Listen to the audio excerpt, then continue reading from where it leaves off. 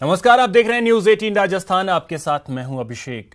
शांति की दुहाई और पायलट की रिहाई। जी हां, भारत के कूटनीतिक दबाव के आगे पाकिस्तान झुक गया और विंग कमांडर अभिनंदन के रिहाई को तैयार हो गया। कल पाकिस्तान अभिनंदन को रिहा करेगा। यह हिंदुस्तान का अभिनंदन है और अभिनंदन का वेलकम। स्वागत, वंदन, अभिनंदन, ये देश का अभिनंदन है। हिंदुस्तान की जीत का अभिनंदन है। कूटनीतिक जीत का अभिनंदन है। नई नीति और नई रीति का अभिनंदन है। जिस अच्छी खबर का इंतजार 125 करोड़ हिंदुस्तानियों को था, आखिर वो आ ही गई। वीर पायलट अभिनंदन पाकिस्तान से हिंदुस्तान लौटेगा। हिंदुस्तान का पायलट हमने पकड़ा हुआ है। हम एज ए पीस जेस्टर हम उसको कल रिहा करने लगे हैं हिंदुस्तान को। तो अभी एक पायलट प्रोजेक्ट हो गया, अभी रियल करना है, पहले तो प्रैक्टिस थी। भारत की चेतावनी का ही असर है कि कल तक विंग कमांडर अभिनंदन को लेकर सौदेबाजी कर रहा पाकिस्तान आज झुक गया है। हालांकि अमेरिकी राष्ट्रपति डोनाल्ड ट्रंप ने पहले ही संकेत दे दिए थे कि जल्द भारत और पाकिस्तान की तरफ से एक बड़ी अच्छी खबर आने वाली है।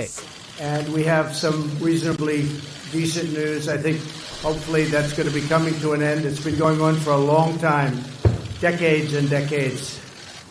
There's a lot of dislike, unfortunately.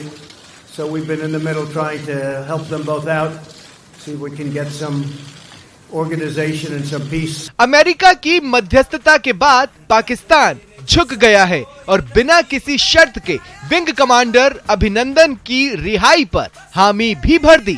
अब पूरा देश वीर पायलट के वेलकम को तैयार है। इंतजार है उस वीर सपूत का जो पाकिस्तान की गिरफ्त में भी शेर सा जिगर लिए खड़ा रहा। Bureau report, news 18 network. अभिनंदन की रिहाई के फैसले को पाक चाहे किसी भी नजर से देखे, लेकिन पूरी दुनिया इसे भारत के अभिनंदन के तौर पर देख रही है।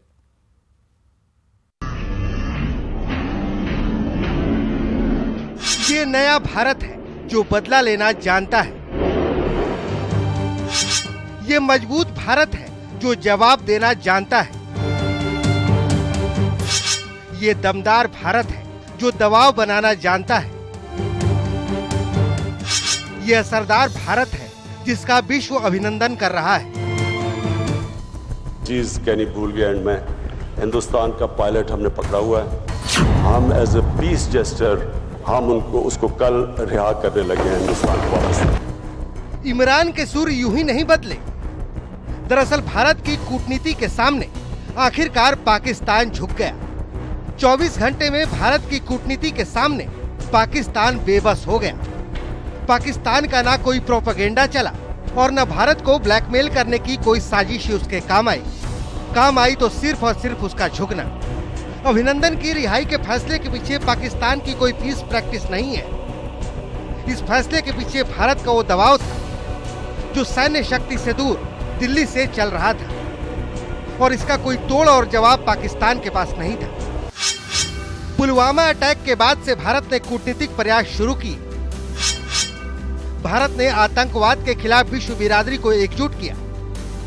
कई देशों ने आतंकवाद पर भारत के साथ होने का संदेश दिया। विदेश मंत्रालय ने सहयोगी देशों के जरिए पाक पर दबाव बनाया।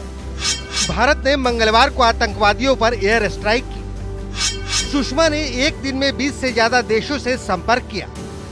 बुधवार को पाकिस्तान के रिस्पॉन्स से दोनों देशों में तनाव बढ़ा। विदेश मंत्रालय ने P5 देशों से संपर्क साधा और पाक पर दबाव बनाया। विदेश मंत्री सुषमा स्वराज ने चीन में रूस के साथ बैठक की। आतंकवाद के मुद्दे पर पाकिस्तान को चीन का भी साथ नहीं मिला। अमेरिका, फ्रांस और ब्रिटेन ने यूएन में जैश के खिलाफ प्रस्ताव लाया। अमेरिका राष्ट्रपति डोनाल्ड ट्रंप ने अच्छी खबर के संकेत दिए। करगिल युद्ध में बंदी ग्रुप कैप्टन नचिकेता की रिहाई में भी 8 दिन लगे थे। आतंकवाद और अभिनंदन की रिहाई के मुद्दे पर जीत के पीछे भारत का रुख भी बहुत काम आया। भारत में ना झुकने और जवाब देने के रुख ने पाकिस्तान को झुकने पर मजबूर कर दिया। मौजूदा हालात और विश्व समुदाय में छवि और खराब होने के चलते पाकिस्तान को घुटने टेकने के लिए मजबूर होना पड़ा। अभी भारत की एक और जीत बाकी है, जब 50 साल के इतिहास में IOC की बैठक में भारत पहली बार मेहमान के तौर पर हिस्सा लेगा और विरोध कर रहे पाकिस्तान को भी इसमें शामिल होना पड़ेगा। ये सारी बातें मजबूत और नए भारत का परिचय भर है, न्यू इंडिया की पहचान है। Bureau report, news 18 network.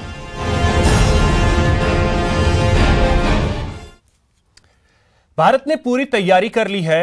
अब उसकी तैयारी से आतंक का आका मसूद अजहर बच नहीं पाएगा। भारत ने पाकिस्तान पर दबाव बनाने के लिए सभी रणनीतियां और कूटनीतियां तैयार कर ली हैं। मसूद अजहर के बचाने की अब लाख कोशिश कर ले पाकिस्तान, लेकिन वो उसे बचा नहीं पाएगा।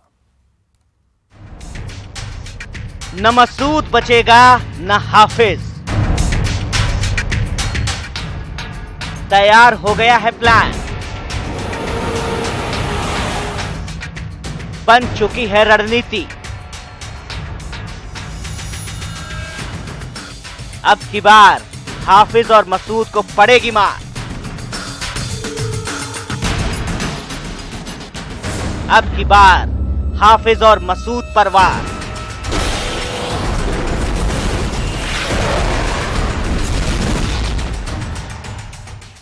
ये इमरान खान का डरा हुआ पाकिस्तान है।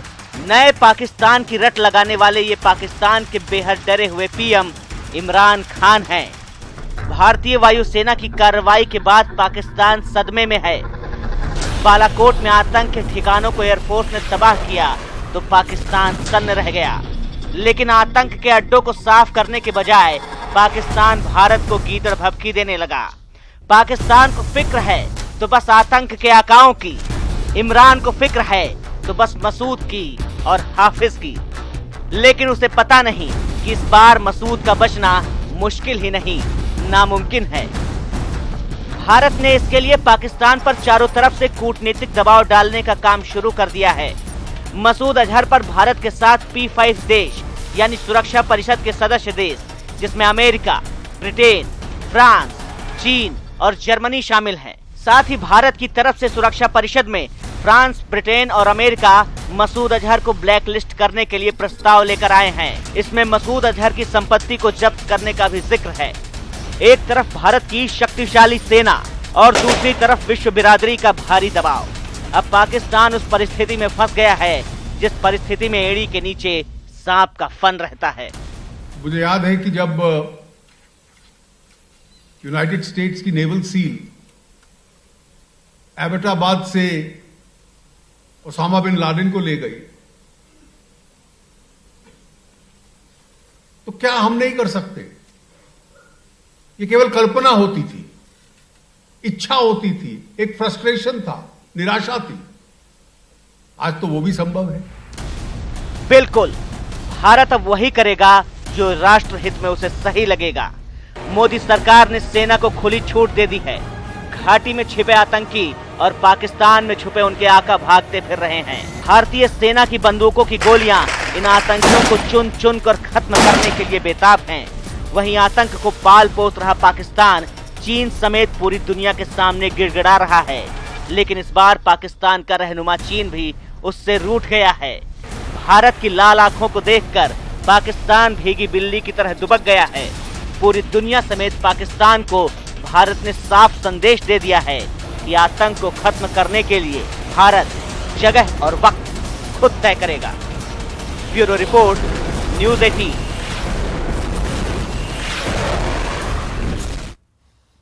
भारतीय सेना ने आज फिर हुंकार भरी। साझा प्रेस कॉन्फ्रेंस में भारत की तीनों सेनाओं ने पाक को फिर चेताया कि कोई भी हिमाकत की तो कर देंगे नेस्तनाबूद।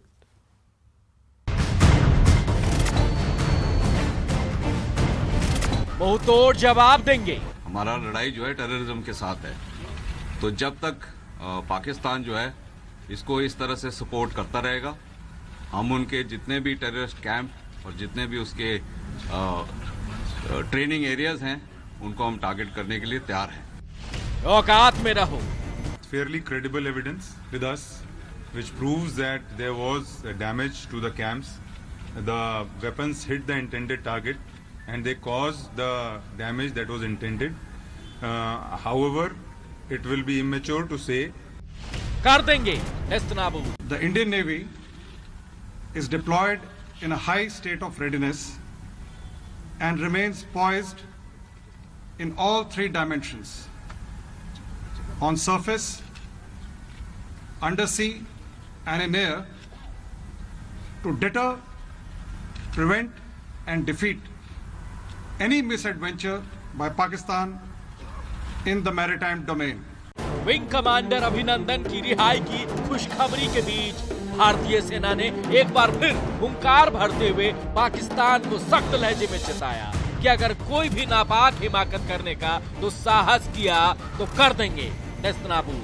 That he has targeted our military installations. As I mentioned, he's targeted military targets, and therefore the escalation has actually been done by him. So we are prepared, as I told you, we are ready. If he provokes us any further, we are prepared for any contingency that is given to us. इसके साथ ही भारतीय सेना ने पाकिस्तान के एक-एक झूठ की पोल खोली। there have been many factually incorrect statements that have been made by Pakistan. The first blatant disinformation was that 2 IAF aircraft were shot down by Pakistan and 3 pilots of Indian Air Force were down. This figure was later revised downwards to 2 IAF aircraft and 2 pilots.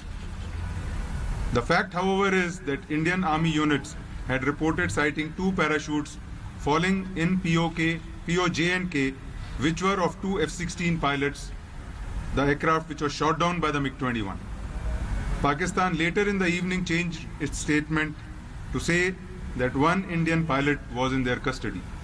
Therefore, it was only by late evening that Pakistan accepted the fact. भारतीय सेना ने पाकिस्तान के F-16 का इस्तेमाल नहीं करने के झूठ का भी पर्दाफाश कर दिया, वो भी पूरे सबूतों के साथ। फिलहाल भारतीय सेना ने एक बार फिर साफ कर दिया कि उनकी लड़ाई किसी देश विदेश के खिलाफ नहीं बल्कि आतंक के खिलाफ है, लेकिन अगर उसकी राह में पाकिस्तान खड़ा होने की कोशिश करेगा तो बर्बाद कर दिया जाएगा।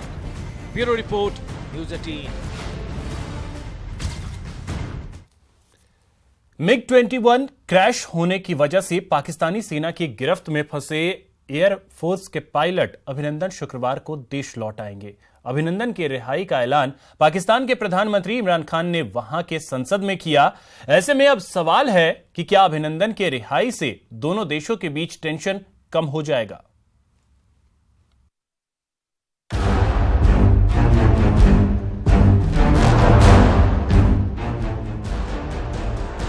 आतंक पर लगाम कसे बिना ही शांति, मसूद अजहर पर कार्रवाई के बिना ही शांति।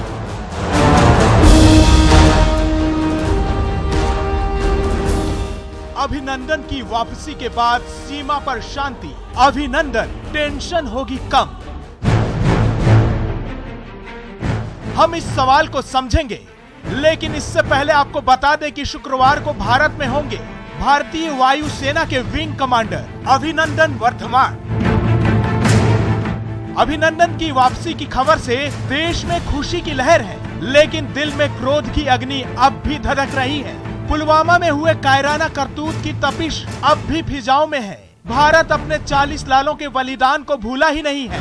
यकीन नहीं होता तो सुनिए प्रधानमंत्री नरेंद्र मोदी ने विज्ञान भवन में क्या कहा। और आप में पहले पायलट प्रोजेक्ट करने की परंपरा होती है और पायलट प्रोजेक्ट होने के बाद स्केलेबल किया जाता है। तो अभी एक पायलट प्रोजेक्ट हो गया, अभी रियल करना है, पहले तो प्रैक्टिस थी। इसे कहते हैं कहीं पे निगाहें कहीं पर निशाना। पीएम मोदी ने खुलकर तो कुछ नहीं कहा, लेकिन इशारा अभिनंदन की रिहाई और पाकिस्तान पर कार्रवाई को लेकर था। एक बार फिर सुनिए और समझिए कि पीएम मोदी ने कहा क्या है। अभी रियल करना है, पहले तो प्रैक्टिस थी। सुना आपने, अभी प्रैक्टिस थी, अब रियल होगा। निस्संदेह चेतावनी पाकिस्तान के लिए ही है। अब इसका मतलब समझ लीजिए, भारत और पाकिस्तान के बीच में तनाव की वजह भारतीय वायुसेना के विंग कमांडर अभिनंदन वर्धमान नहीं है। तनाव की वजह है पाकिस्तान में पांव फैलाता आतंक, पाकिस्तान में आतंकियों को पनाह और सबूत के बाद भी आतंकियों पर कार्रवाई नहीं। इसलिए पाकिस्तान और हिंदुस्तान के बीच शुरू हुई तनातनी में कमी तभी आएगी जब पाकिस्तान खुलकर आतंकवाद का विरोध करेगा, आतंकियों पर कार्रवाई करेगा और अपने यहाँ फैले आतंकियों को खत्म करेगा। जब तक पाकिस्तान ऐसा नहीं करेगा, तब तक दोनों देशों में बीच न तो टेंशन कम होगा, न ही सीमा पर ही शांति कायम हो सकेगी। Bureau report, news 18 network.